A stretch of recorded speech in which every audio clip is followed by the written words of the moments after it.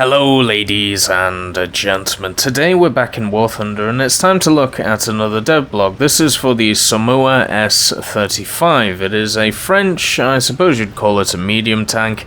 It's going to be around either rank 1 or 2, depending on how good the 47mm is, but overall this is another tank which we're getting added to the normal tech tree, which will be able to be researched in probably the first few weeks when the French tech tree is out. I'm personally hoping that the French tech tree will be out by Christmas. That may be wishful thinking, but we'll have to see when the dev servers come along. Now, I was going to include this vehicle in a 5 interesting vehicles, compilation like I did for the Italian ground vehicles. So instead, we're going to do a more longer devlog look at this, basically aiming more at the history side of it, instead of how it's going to perform in game, because the way it's going to perform in game is very tantamount to its BR once again. Some vehicles it's just going to be like that. This is another one of those vehicles where that is the case. So let's get into it. The SOMUA S.35. When the 1930s came along, the French decided that they wanted a new set of tanks. They had their doctrine sorted, which I talked about in the B1 Ter video. Basically, they had this idea of having an infantry tank, having a cavalry tank, which would be much more of a supportive, faster tank, and then the char de rupture, which would be the let's go and say how's your father to the enemy and basically walk into them. Classic examples of this would be the FMC-2C. The 1 bis was designed to kind of be a char de rupture, more of a middle ground by the end of when it was finished, but you get the idea. The cavalry tank, which was produced in the fact that in 1931 they wanted a new one, was the S.35. Now, so in 31 they decided they wanted a new one. The plans for a new cavalry tank were actually revised again in 1934 on the 26th of June, and they wanted a heavier model which was able to stop all of the anti-tank rounds, or anti-tank guns which were around at the time. And now in 1934 you're looking at, when you're looking at anti-tank guns, you're looking at 45mm, 75mm, but a hell of a lot lower velocity than some of the ones that we see in the war, such as the Pak-36s and so forth. So something like 60 to 80mm of armor may have been completely fine for a machine back in the early 30s, as long as they were fighting stuff which was in the range of 45mm to 75 or 76mm. So anyway, the task was given to the, now I'm going to butcher this name, now my wife, who speaks more fluent French than me, I suppose you would say, and also can pronounce it really well. She said it to me earlier, but you know what, I'm going to screw it up anyway. This is the SOMUA Société d'Utilage Mécanique et d'Usinage d'Artillerie, or the SOMUA. The task was given to them by the government. You've got to remember, everything was very much standardized and nationalized in France compared to competing factions. We talked about this in the video once again with the B1 Ter, where it felt more as a group effort than competing companies. So at the time of 1934, the old rule, which actually banned cavalry from using tanks, was removed. So this basically meant that a lot of horsemen could transfer into the tank regiments. This was also a rule which was existing in Britain at the time, and before the Second World War, about 1937-38, a lot of the older cavalry units in Britain actually transferred to tank command, and they actually had to train in tank command with their uniforms which they wore as cavalry members. It was very interesting. If you want to learn more about it, go and get the book that I've recommended before, Tank Men. It's Tank Men, and it talks about basically the build-up to the war, during the war, personal experiences, and mainly training and maneuvers and stuff like that. It's very interesting to me. But anyway, so the old rule banning cavalry from using tanks, that was removed, and then cavalry tanks before that were actually called something else. They were called auto-militarized, that's a bloody hard word, auto mitrailleuse, I believe, which is armored car in French. Examples of this would be something like an AMR 33 or 35. So the SOMUA, when it came along, or the S-35, it was just completely different to what people have seen before. They had this standard doctrine of what they had to create, and the SOMUA went, or the SOMUA guys went, you know, beyond the call of duty in this one. It was the first cavalry vehicle which was seen as an actual tank instead of something else. If you look at the AMR 33, it very much looks like just a very small, very whippy little machine with a machine gun on it. Pretty much, just something which would be completely useless in a tank-on-tank engagement. But then the S-35 comes along and it would, blow the britches off pretty much anybody that it came from.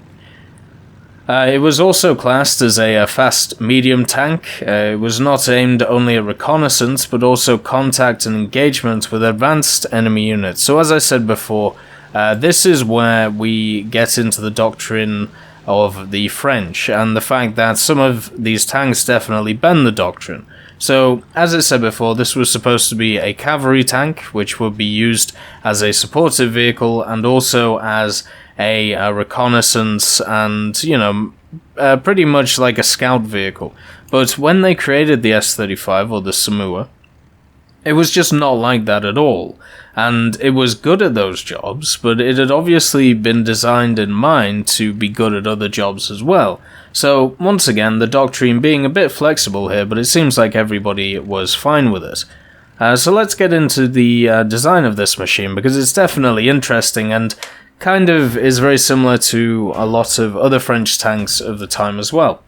So the hull was cast in 4 parts. This was a world first in the 1930s, and the turret itself was also cast iron.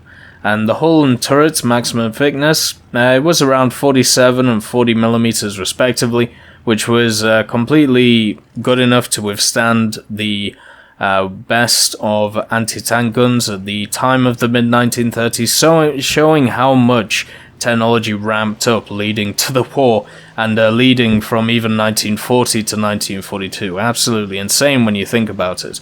Also, you may recognize the turret. It's because it was derived from the B-1 heavy tank.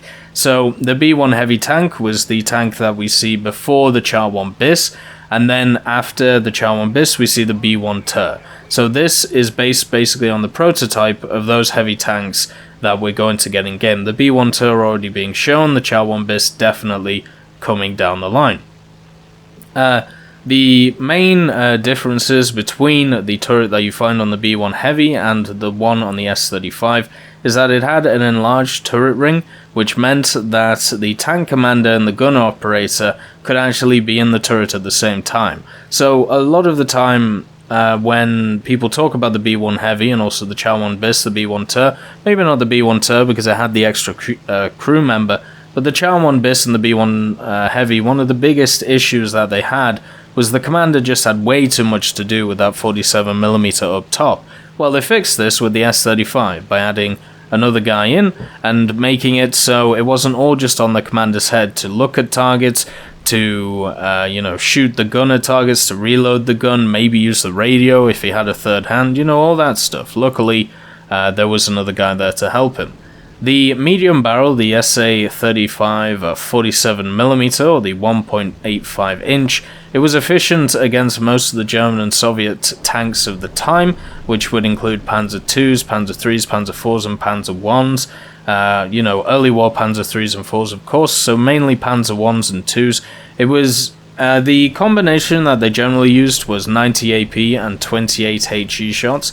And also to make sure that you understand, the 47mm that was mounted here did not have AP-HE rounds. It only had solid AP and HE rounds respectively. So what we're getting here is a scenario which is very similar to the 57mm that you see on some British vehicles, where you're going to get a round which is going to plink at an enemy and eventually it will kill it. Not something that's going to blow up a turret or anything like that, just plinky plonky dinky donkey, goodbye grandma, stuff like that.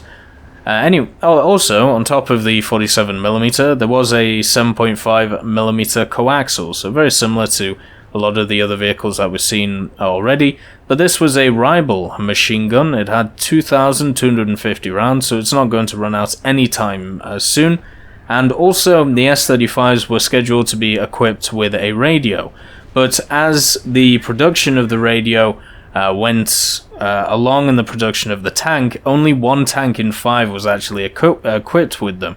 Now, if you actually look at the strategic ways they were supposed to use these radios, and also the British had a similar issue, where they had what was seen as a command tank, and sometimes a command jeep, which was in the center of a formation of tanks, which had to relay orders from the jeep to other tanks using either flags or hand signals and stuff like that. Now, obviously, in the heat of a battle, this is not a great idea. They tested it in England quite a lot and were like, yeah, this ain't gonna work. But, you know, sometimes they had to go into battle with defunct radios and stuff like that. So, yeah, it was just a hell of a mess. So, having one radio per 5 tanks, generally not a great idea. Especially because a lot of the S-35s, which didn't have radios, they already included the antenna in, because they were supposed to have the radios. But the radio just, you know, didn't really get there in time. There was an engineer also called Eugene Brieux, and or Brie, however you want to say it.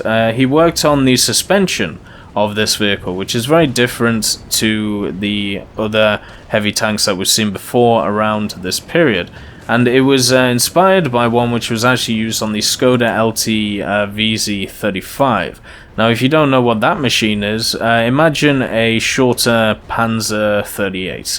That's pretty much what it is. Kind of an interesting machine. We might see it as a premium at some point, or maybe in some kind of international tree if that ever came around. It had 8 road wheels, 4 bogies, with leaf springs, and a massive large torsion wheel at the back of it. So that's how the tracks worked. The tracks themselves, they were 75mm wide, they had 144 links, and then later on 103 with enlarged pieces. So they cut down the amount of pieces by extending the size of them. The rear engine itself, it was side by side with 2 self-feeding fuel tanks, and then the crew was protected by a thick firewall bulkhead. So between the engine and the crew, let's just say there was a massive bulkhead there to make sure that nothing happened to them.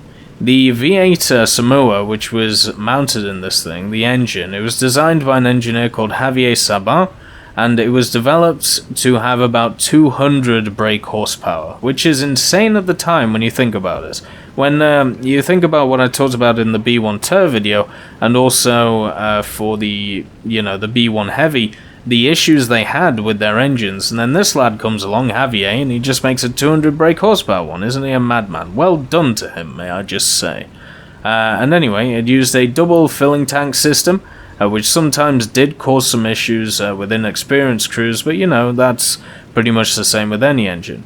Overall, the S-35, it was regarded as one of the most potent medium tanks of its day, and also one of the US Ordnance studied the S-35 construction of the aspects of the Sherman, which is very interesting, because obviously it is a tank that I think is well known to people who know about French tanks, but in the grand scheme of things, people don't really think about it, you know, people don't really look at it in terms of, oh, well, this was an interesting tank which may have inspired a bunch of other stuff.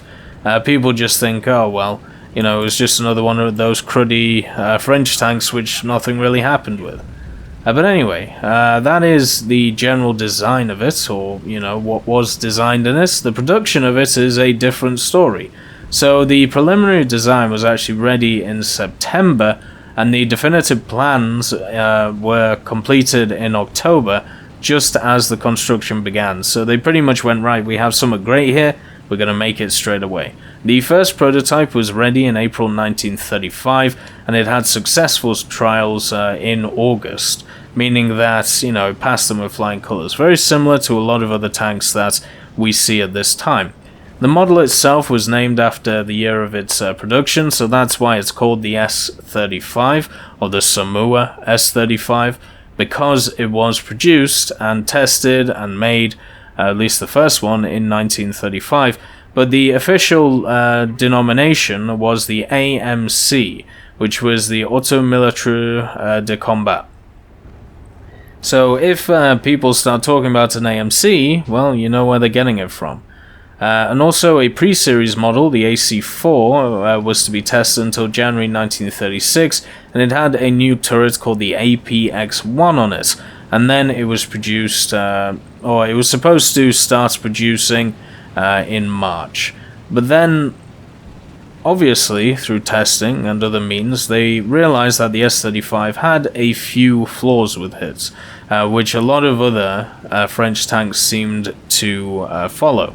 So the first one was the fact that the commander, he was still overloaded with the amount of stuff he had to do in the turret, and the fact that the turrets actually lacked hatches, which meant that, you know, escaping may be a bit of an issue if the tank was hit. This was mainly down to budgetary reasons, which is kind of sad in a way.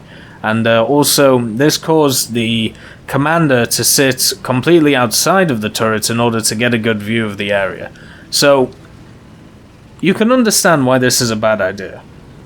Let's say your tank is just going along, you know, you have to see what's going on, so your commander has to literally get out the majority of his body to be able to see what's going on. Well, he's going to be subject to snipers, he's going to be subject to enemy tanks which are waiting for him, he's going to be subject to just rifle fire, and also he's going to be very hard to communicate to his crew when he's above and out of the turret, especially with quite a loud engine behind him. Not a great position for this commander to be in. But anyway, the other flaws were pretty much maintenance related. The cast iron modules, they didn't facilitate any access to the suspension, so therefore, because of that, if anything went wrong with the suspension, it was going to be incredibly hard to fix. And we see this with a lot of vehicles actually. I mean, the other vehicles which are very much like this are the German vehicles, so maybe have a look at them as well. Also, the cost per unit of this machine was pretty high, so therefore limited numbers of this medium tank were actually produced. So by the 1st of September in 1939, 246 had been delivered, and only 288 were in service in May 1940, and then 430 were built in all by June 1940. And then production was halted for the more advanced SOMUA S-40, which I'm sure we will get in game as well. And then, due to French needs, a Polish order for this tank was declined, since France had to focus on themselves, not getting destroyed by the Germans. So yeah, all in all, a very promising tank, but had definitely its issues, mainly stuff which isn't really going to affect War Thunder, but definitely did in real life. But anyway, well, let's get into some action details of the S-35. I think why not? Let's talk about it. So in 1940, in May, the bulk of the S-35 force, it was allocated to the 1st Army, which was in Belgium at the time. And then in the 1st, 2nd and 3rd DLM, or the Division Légère Mécanique, that was where it was situated in the 1st Army. And then because of the lack of support and a weak constitution compared to the German panzer divisions, or pretty much experience, I think would be a better way of putting it actually, the units performed, you know, okay, but the issue was they had high losses facing these German panzer divisions, and most of these were attributed to the S-35's armour and firepower. So it wasn't actually the French crews which were seen as the guys who were doing well, it is seen as the tank itself overperforming compared to the inexperienced crews trying to man them, which is very sad, but you know, sometimes that does happen. Then on the 12th to 14th of May, we had the Battle of Hanu, and this was the largest tank battle of 1940. You may have actually talked about it or may have actually read about it with the first invasion of Europe that the Germans did. It's quite well documented actually. And this occurred between 6 armoured divisions, so we had a clash of nearly 1,700 tanks and armoured vehicles. Despite some tactical victories along strong points, it was pretty much a strategical failure, and the Germans just outmaneuvered the French, gaining local superior firepower with excellent communication support. As we said before, the S-35 definitely had an issue with communication, and then the fact that the French didn't adapt meant that they were picked apart and taken apart, which is very, very sad. Also, on the 17th of May, Colonel de Gaulle's 4th DCR, which was made of S-35s as well as Hotchkisses, B1s and Renaults. Hopefully we see Hotchkisses and Renaults in game. They tried to stop the German advance at Leon and Moncornet, and unfortunately they were able to, well, fortunately they were able to slow down the Germans coming. But the issue that the S-35 and many of these other tanks ran into is the Flak 88 just turned around, and it was mainly used as obviously an anti-air at the time, but it was used as anti-tank as well. And this basically meant that a lot of the S-35s which were fighting in that area were just hit by 88s. So you know how we talked about the 40 to 50 millimeters of frontal armor this thing had in 1935? You know, that made sense because you were against a lot smaller anti-tank guns. Well, welcome along the German 88 in 1940 to blow your doors off, and that's pretty much what happened to this machine. Then the remaining S-35s were used to prevent 3 German panzer divisions from approaching Dunkirk. So they were actually able to hold off some panzer divisions, so a lot of the British men at the time, and the French of course, and also other fighters from Europe, were able to get away. Then they were destroyed and ultimately abandoned because they ran out of ammunition and fuel. And then in June, other S-35s fought in Wagen's so-called strong points in France, which eventually they were outmaneuvered and then hammered by artillery and then the Luftwaffe, and then just surrendered one by one, which was very sad. And then, a lot of the tanks which survived, or the S-35s which survived, they were used by the Germans, and they were mainly used in policing duties in occupied countries. So, pretty much the fate of a lot of captured tanks. Stick on a German marking and then use it to police a town or a city. But such great potential, and unfortunately fell apart under strict doctrine, advances, and the fact that there just wasn't enough of them. We hear this a hell of a lot, especially for the French, and it is just something that has to keep being said, and something that just kept on happening, which is incredibly sad. But yeah, simple as that. Hopefully, in-game it will take a different story, and I'm pretty sure it will. I feel like the S-35, you've got to remember, even though this machine looks big, it is actually smaller than the Panzer IIIs and 4s it's going to be fighting. I can see this thing being around 2.23. The 47mm, as long as it has an okay reload on it, with its AP shells, it should be able to take apart all of the enemies that it faces. Yes, the frontal armor is going to get taken apart by German guns, just because it has those heat shells which pen, 80 to 100. The APHE from the Germans on the Shortbout 75s will probably go through the front of this as well, especially since it may have some weak points, especially where the gunner's hatches and things like that. But hopefully this is a tank which is more useful than a few of the others that we've seen. I have high hopes for the S-35 around that 2BR. I think it'll be a lot of fun to use because a lot of people are not going to realize how quick it is, and they're going to bounce off in some very, very odd ways. Also, because it is pretty much all cast, if the machine gets hit, it would be interesting if they add some different sound design in the different sound design for when it gets hit compared to some of the other tanks.